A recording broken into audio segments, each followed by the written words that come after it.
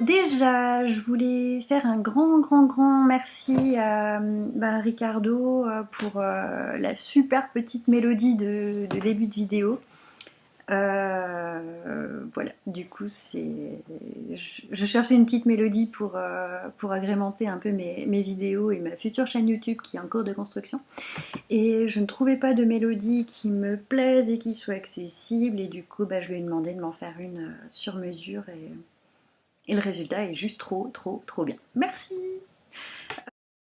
J'avais envie en fait aujourd'hui de vous lire un conte, de vous lire une histoire et de vous proposer d'écouter cette histoire, juste la laisser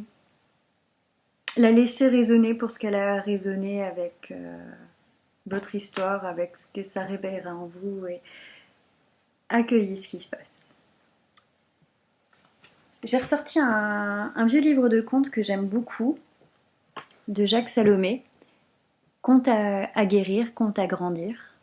Je l'ai ouvert au pif et je suis tombée sur le conte du magasin de la vie. Vous êtes prêts? Il était une fois une petite fille qui avait imaginé que la vie était un immense magasin, une sorte de caverne d'Ali Baba, dans laquelle devaient se trouver toutes les réponses à ses besoins les plus essentiels.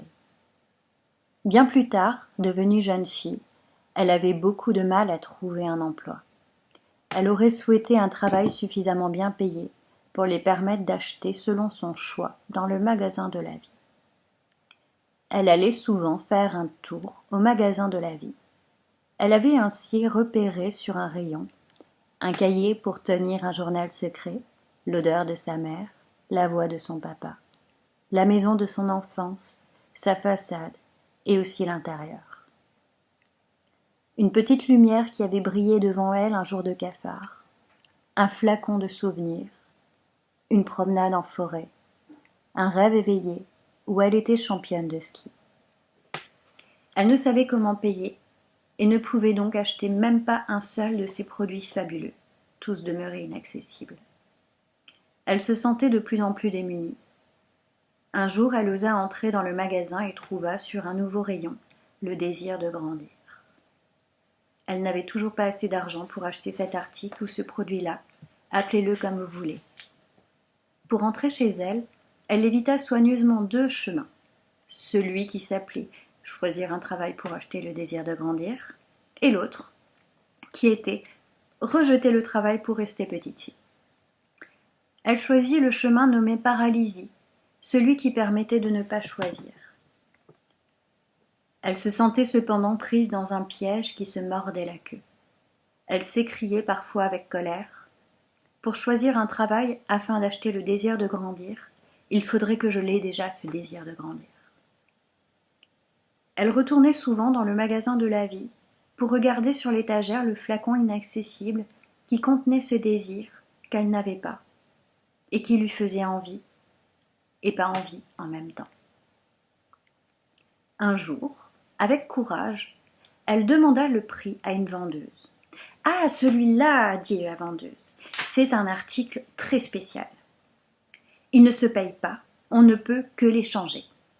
Qu'es-tu prête à donner de toi en échange ?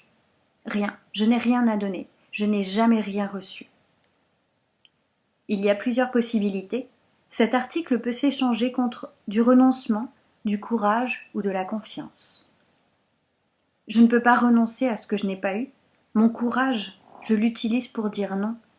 De confiance, j'en ai pas. » La vendeuse réfléchit puis énonça. « Le renoncement que je te demanderai à toi, c'est celui de la croyance que tu n'as rien à donner. J'ai besoin de cette croyance-là. Je ne peux pas la lâcher, elle me protège et m'évite bien des tracas. Réfléchis, c'est le prix pour toi, et reviens me voir. J'ai envie de parler avec toi des dangers et de l'émerveillement à dire oui. Nous marchanderons, nous avons le temps, chacun avance à son propre rythme. »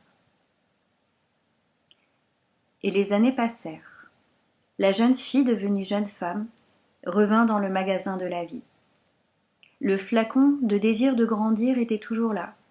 C'est un vendeur qui l'accueillit, cette fois-ci.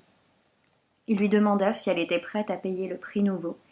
Le prix à payer était accepter d'avoir une croyance à elle seule, une croyance qui soit sienne, une croyance sur laquelle elle puisse s'appuyer pour construire son chemin de femme, son chemin de personne.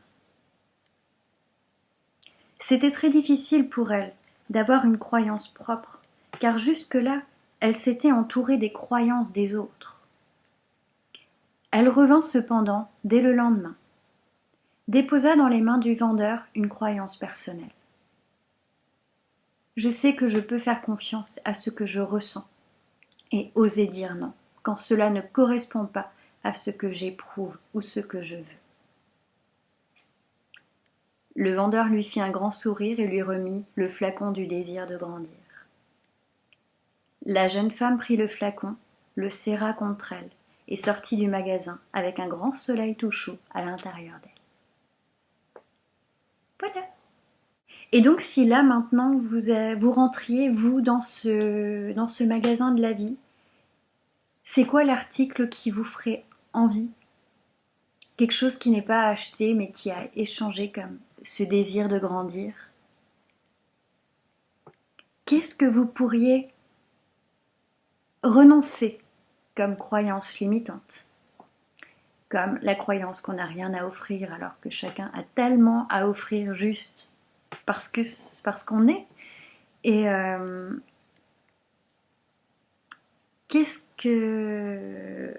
quel courage vous pouvez faire pour l'avoir?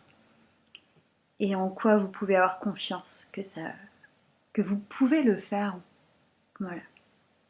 Qu'est-ce que vous pouvez mettre dans les mains du vendeur pour avoir ce flacon du désir de grandir? Avez-vous ce désir de grandir? Sur ce, je vous laisse, je vous embrasse fort et à bientôt. N'hésitez pas à partager la vidéo, faire des petits likes, me laisser des messages, m'envoyer des messages, c'est avec grand plaisir de vous lire.